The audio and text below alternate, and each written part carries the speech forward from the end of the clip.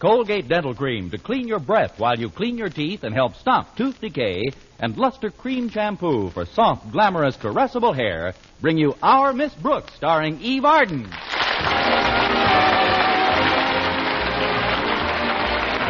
time once again for another comedy episode of Our Miss Brooks, written by Al Lewis. Well, last Friday fell on the 13th of the month, a day of caution for the superstitious.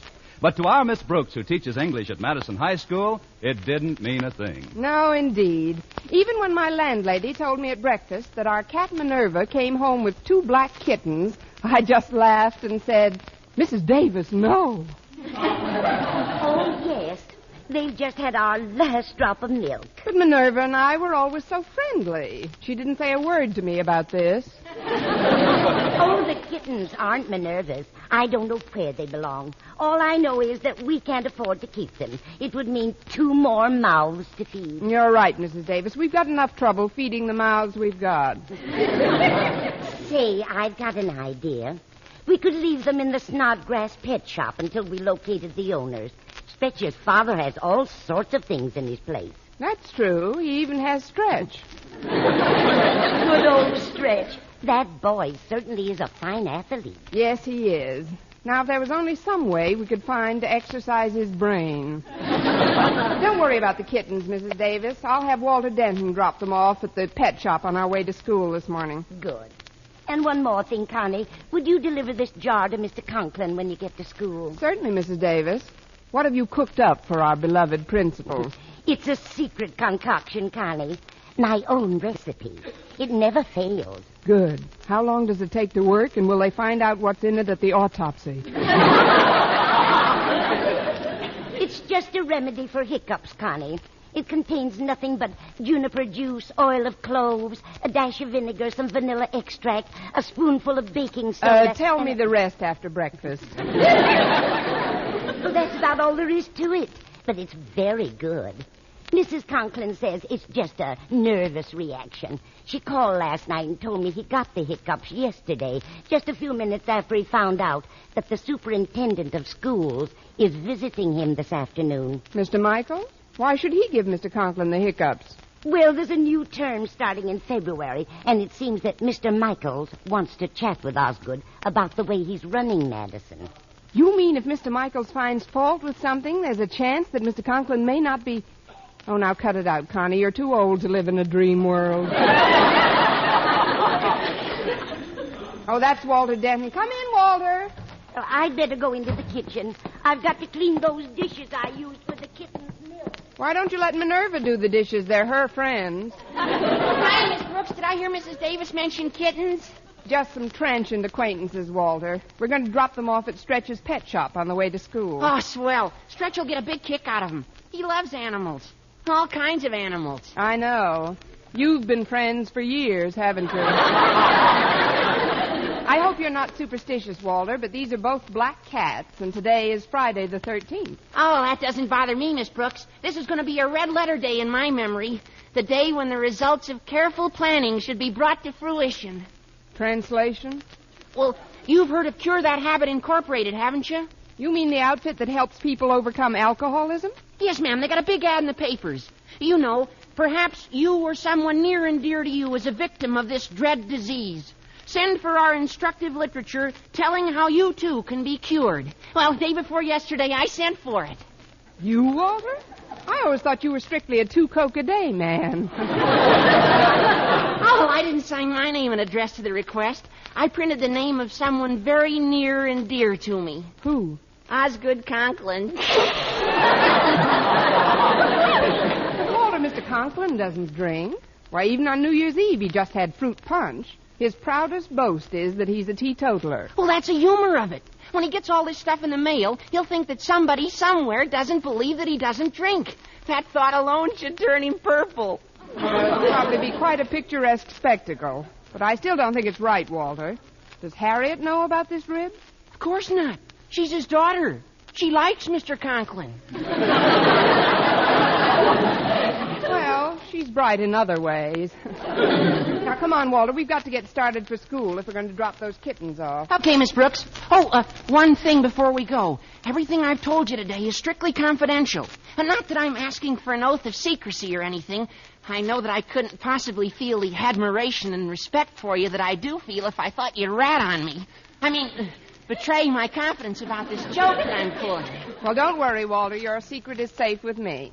Miss Brooks, that statement makes me feel warm all over. Really? Sure. In a dangerous practical joke like this, it's great to know that somebody else is in it with you up to her ears.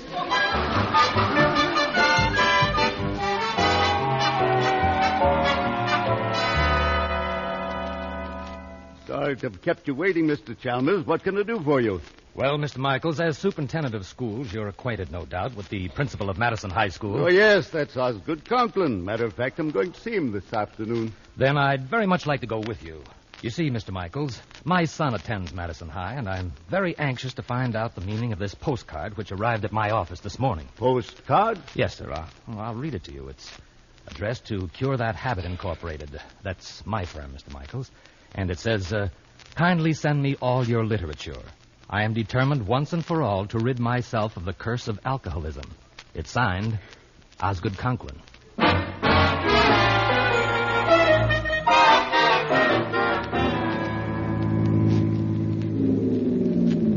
Here we are, Miss Brooks. Dear old Madison High. I should have known that the Snodgrass pet shop doesn't open until 9. What in the world are we going to do with these kittens, Walter? Gosh, I don't know, Miss Brooks. Mr. Conklin's awfully strict about pets in the building. The only animals allowed are in Mr. Boynton's lab. Oh, say, we could keep them in there until lunch period. That's right. Then Stretch could take them over to his dad's shop. Come on, Walter, let's take them in. Wait a minute, where are the kittens? I got them in my sweater pocket. See, here's one. And here's the other one.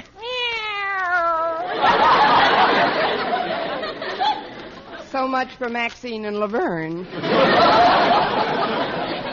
Hello, Miss Brooks. Hello, Patty. I mean, Harriet. Hey, Harriet. Well, I gotta run now. I'll talk to you later. Okay, Walter. How does your dad feel, Harriet? Are the hiccups gone? Yes, Miss Brooks. They disappeared about an hour ago. But I'm afraid it isn't permanent. Every time something unpleasant happens, it brings them on again. Well, maybe this remedy that Mrs. Davis sent down will be of some help. I'd better take it into him right now. All right, Miss Brooks. See you in class. Come in. It's me, Mr. Conklin. Oh, Miss Brooks.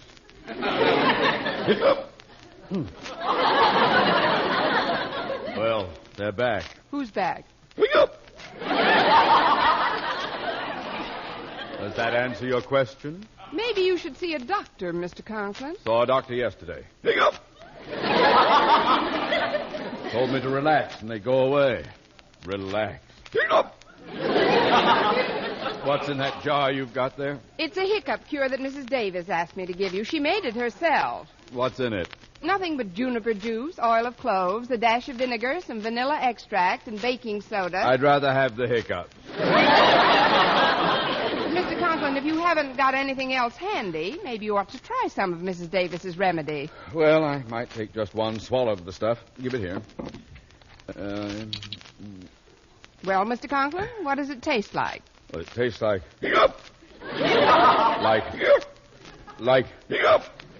Like... What's the difference as long as it does the job?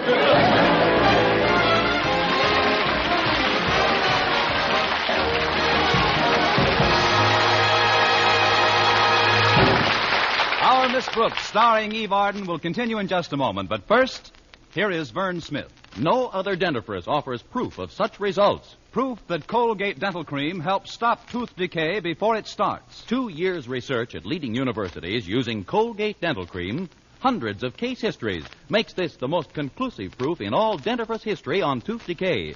Conclusive proof that when teeth are brushed with Colgate right after eating, Colgate Dental Cream helps stop tooth decay before it starts. Yes, the toothpaste you use to clean your breath while you clean your teeth now offers a safe, proved way to reduce tooth decay. Modern science shows decay is caused by mouth acids, which are at their worst right after eating. Brushing teeth with Colgates as directed helps remove acids before they harm enamel. Colgate Dental Cream has been proved to contain all the necessary ingredients, including an exclusive patented ingredient for effective daily dental care. Get Colgate Dental Cream today. Big economy size, only 59 cents. Remember, no other dentifrice offers proof of such results. So always use Colgate Dental Cream to clean your breath while you clean your teeth and Help stop tooth decay before it starts.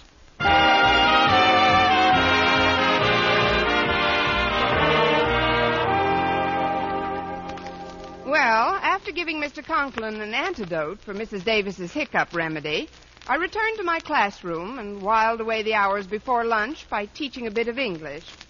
Promptly at noon, I found myself, by the amazing coincidence which occurs daily, at Mr. Boynton's biology lab. Come in. Oh, it's you, Miss Brooks. I'm glad you dropped in. Very glad indeed. Honestly, Mr. Boynton? I should say so. You've got to get these cats out of here. Oh. No, don't worry about that. Walter Denton has asked Stretch to pick them up and take them to the Snodgrass pet shop. Oh, good. Where are they, Mr. Boynton? Well, I had to keep them over here in a separate cage, away from the white mice. They were pretty upset. Cats do that to mice as a rule.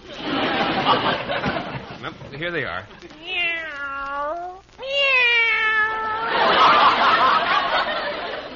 This one loves to be petted. So does this one, for that matter.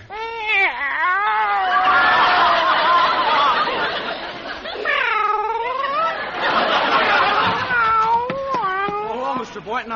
Oh, excuse me, Miss Brooks. I didn't mean to interrupt. Oh, that's all right, Stretch. Oh, I don't mind waiting if you want to finish your song. No, thanks. I don't know the rest of the words anyway. Are these the cats Walter wants me to take down to the shop? Oh, that's right, Stretch. You think you can handle them all right? Oh, sure. I love animals. Gosh, I think animals are smarter than a lot of people of whom I'm acquainted with. I know they're smarter than some people of whom I'm acquainted with. Before I take the cats, Mr. Boynton, I'd like to talk to you about a swap. You got a bullfrog in here I'd like to show my dad. Oh, you don't mean my pet McDougal? Oh, no, sir. I know you wouldn't let Mac out of your sight. I mean this big fella over here. Hiya, boy. Hiya, big fella. You see? He knows me. Say more, fella. He certainly talks your language. If you'll let me have him, Mr. Boynton, I'll give you Clarence. Clarence? I got him right here in my pocket. There he is. Oh, don't be scared. He's perfectly harmless. Isn't he, Mr. Boynton? Oh, yes, of course. It's completely non-poisonous, Miss Brooks. This little creature's a milk snake. That's right, Miss Brooks. Just a little old milk snake. Must take a pretty shallow bucket.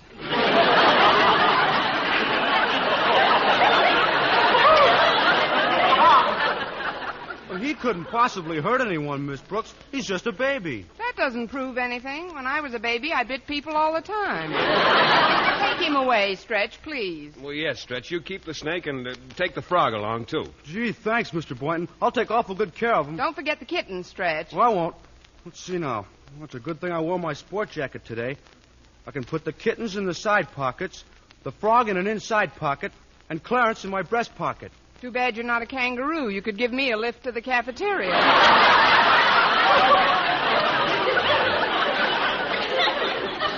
Oh, I'm not going to the cafeteria. I got to go to the principal's office and clean it up. Mr. Conklin's expecting some high brass down. You mean the chandelier's loose? Oh, no, ma'am. The superintendent of schools is coming here. And that reminds me, Mr. Conklin says that you should inspect his office as soon as I get through and see that everything's spick and span. Me? That's right, Miss Brooks. Well, I better get going. Thanks for the keen frog, Mr. Boynton. Oh, you're welcome, Stretch. See you in a little while, Miss Brooks. Oh, that's just dandy. Now I won't be able to accept your charming invitation to lunch, Mr. Boynton. What invitation? Oh, you mean to lunch? Gee, Miss Brooks, maybe you could have a quick lunch with me and then inspect Mr. Conklin's office. I hate to disappoint you, Mr. Boynton, but that's just what I'm going to do. There.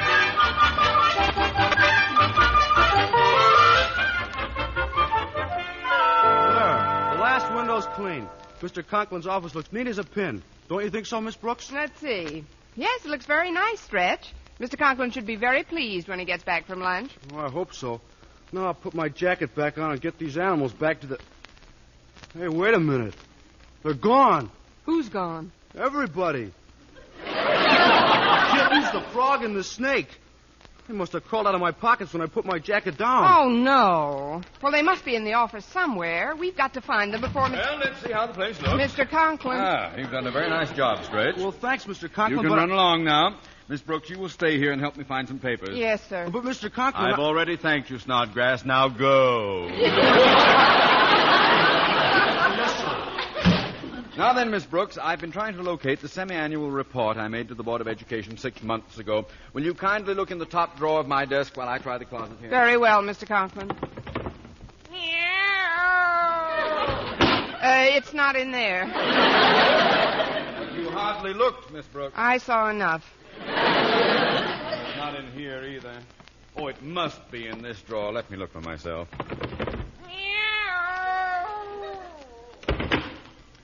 You were right, Miss Brooks. There's nothing in there but a cat. Well, maybe it's in this other drawer.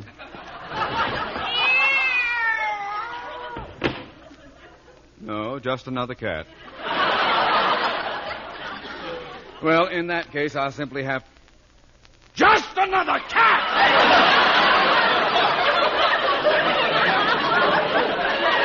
Miss Brooks, what are those two cats doing in my desk? Maybe they're looking for the report, too.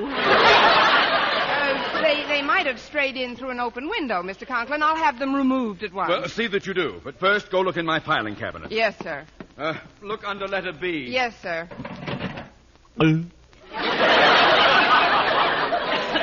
What are you doing in here? You should be filed under F.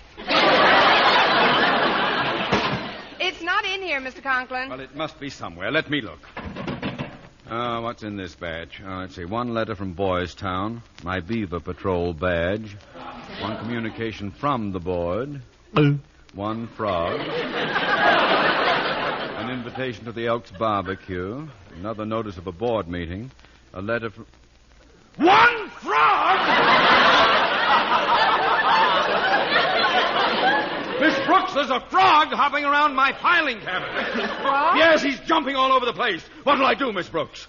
Why don't you hit him with the snake that's crawling on your coat lapel? That's a good idea. I'll just take this snake and then I'll...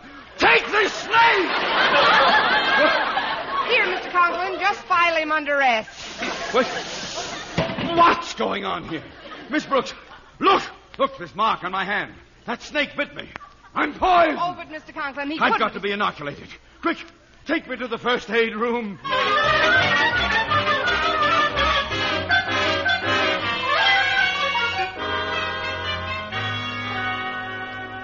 Now, just sit in that chair and relax for a minute, Mr. Conklin. I'll be right back. As you say, Miss Brooks.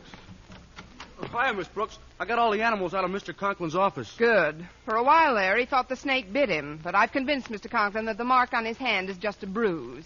In fact, I was looking for some rubbing alcohol, but they seem to be out of it in first aid. Well, I'll get you some over at the gym. But first, I'd like to cheer Mr. Conklin up a bit. Hiya, Mr. Conklin. Let's see your hand. There. All black and blue. That ain't nothing at all, Mr. Conklin. The skin ain't even broke. You got nothing to worry about. Thank you, Doctor.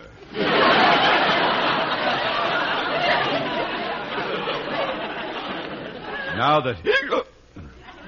There they are again. Oh, don't worry about them, Mr. Conklin. I didn't expect you'd be concerned, Miss Brooks. Well, frankly, after hearing nothing but mouse and all day, it's a relief to hear a... Oh, I know a sure cure for hiccups, Mr. Conklin. Now, just sit back in that swivel chair for a minute.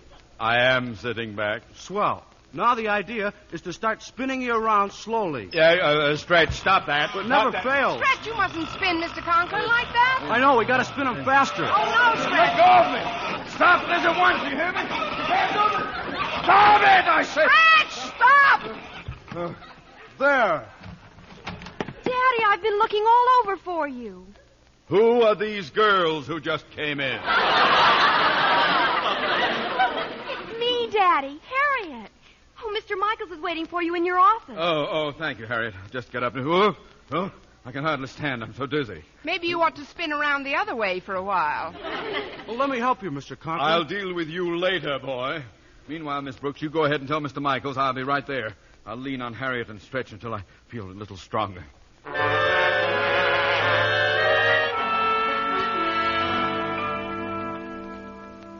So you see, Mr. Michaels, I certainly wouldn't want my boy in a school run by someone who had to come to my firm for assistance. I'm sure there must be some mistake, Mr. Chalmers. I've known Osgood Conklin for a good many years, and whatever else he may be, he's not a drinking man.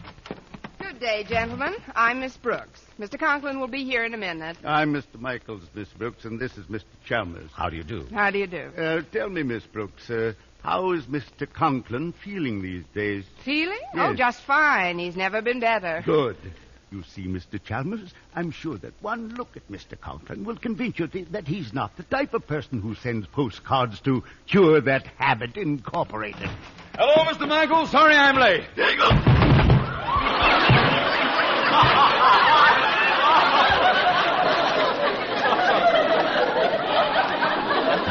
Let me help you up, Mr. Conklin. I must have tripped, Mr. Michaels. And who are these gentlemen with you? These gentlemen are Mr. Chalmers. Shake hands with the one in the middle. Pleasure to know you, Mr. Chalmers. Don't look now, but that's Mr. Michaels. Here's Mr. Chalmers. Oh, of course. Glad to shake your hand, Mr. Chalmers. You're shaking his umbrella. What seems to be the matter, Mr. Conklin? Having trouble with your vision? Yes, that's it. I broke my glasses this morning. Well, I'll get over here and sit down at my desk. Mr. Michaels, look at him stagger. Incredible. Miss Brooks, you said Mr. Conklin never felt better. That's right. You should have seen him an hour ago. Boy, what hiccups. Hiccups? Yes. I always get them when I'm startled. And what, may I ask, startled you? He opened his desk drawer this morning and saw a cat in it. Tell me, Mr. Conklin, in which drawer did you see the cat? Well, the first cat I saw was in this drawer. In this drawer, Mr. Conklin? No, there's another cat in there. It was the one in here that startled me. Would you mind showing us your cats, Mr. Conklin? Not at all. They're right here in these drawers. Why, they're gone. They come and they go, Mr. Conklin? Miss Brooks, where are the cats? They disappeared right after I took you to first aid. But he really did see them, gentlemen. Indeed. The next thing you'll be trying to tell us is that he found a bullfrog in his filing cabinet.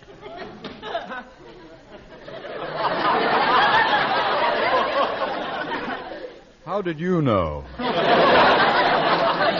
Bullfrog, too? There must be some error here. Yes, he was filed under B instead of F. Well, Mr. Michaels, do you believe me now? I'm afraid I do, Mr. Chalmers. Conklin, I don't want to seem unnecessarily cruel, but if you want to stay on as principal of this... Pardon me, folks. Here's your alcohol, Mr. Conklin. I'll take it, Stretch. Miss Brooks, that alcohol is for Mr. Conklin? Yes, it's for where the snake bit him. Snake? Yes, of course, it really didn't bite him. He just thought it did. So you saw a snake, too, Mr. Conklin? Yes, I did, right on my lapel. Although I'm told he's not poisonous, snakes still give me an extremely unpleasant feeling. I assure you that if I ever see him again, I'll... Wait a minute. There he is under your chair, Mr. Chalmers. Look out. I'll get him, mister. I'll get him. There. Good for you, Mr. Conklin. You have just killed Mr. Chalmers' umbrella.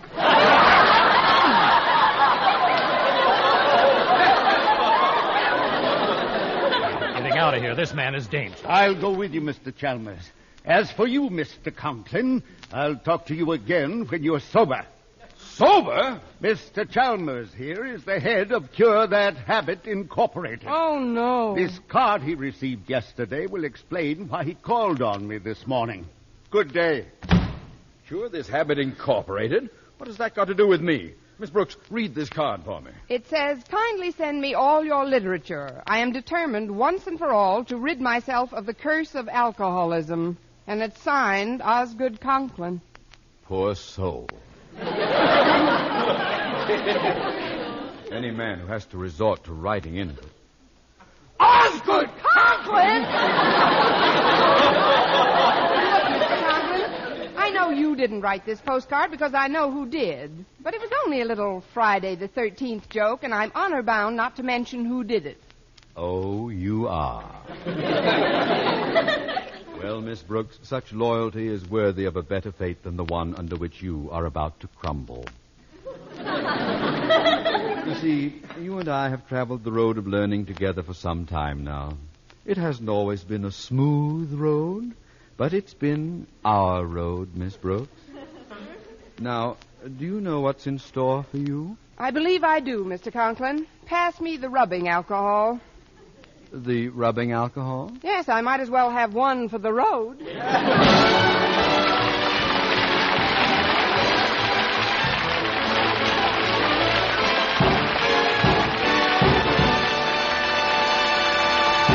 Arden as our Miss Brooks returns in just a moment, but first... Dream girl, beautiful luster cream girl. Tonight, yes, tonight, show him how much lovelier your hair can look after a Luster Cream shampoo. Luster Cream, world's finest shampoo. No other shampoo in the world gives Kay Daumit's magic blend of secret ingredients plus gentle lanolin. Not a soap, not a liquid. Luster Cream shampoo leaves hair 3 ways lovelier. Fragrantly clean, free of loose dandruff, glistening with sheen, soft, manageable. Even in hardest water, Luster Cream lathers instantly. No special rinse needed after a Luster Cream shampoo. So gentle, Luster Cream is wonderful even for children's hair. Tonight, yes, tonight, try Luster Cream shampoo. Dream girl, beautiful luster cream girl. You owe your crowning glory to a luster cream shampoo. And now, once again, here is our Miss Brooks. Well, much to my surprise, Mr. Conklin didn't dismiss me on the spot, but he did insist that I report to his office immediately after school. On my arrival, he told me we were going down to Mr. Michael's office immediately. But, Mr. Conklin, what good will that do? If you won't tell me who sent that card in, perhaps you'll tell the superintendent of schools.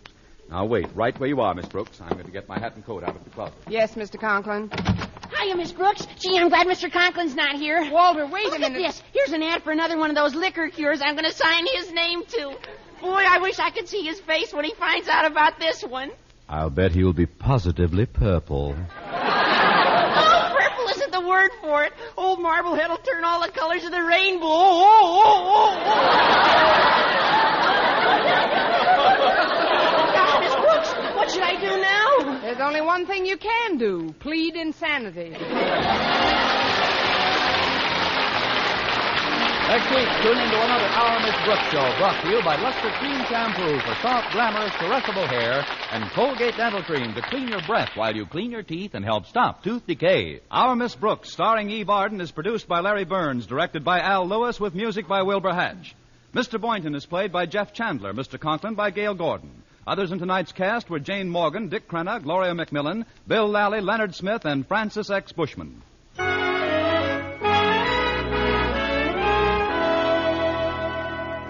For a beauty bath that brings you glamour from head to toe, get bath-size Palmolive soap. Yes, ladies, for a velvet-smooth beauty lather that caresses your skin, leaves your whole body glowing with the warm blush of fragrant loveliness.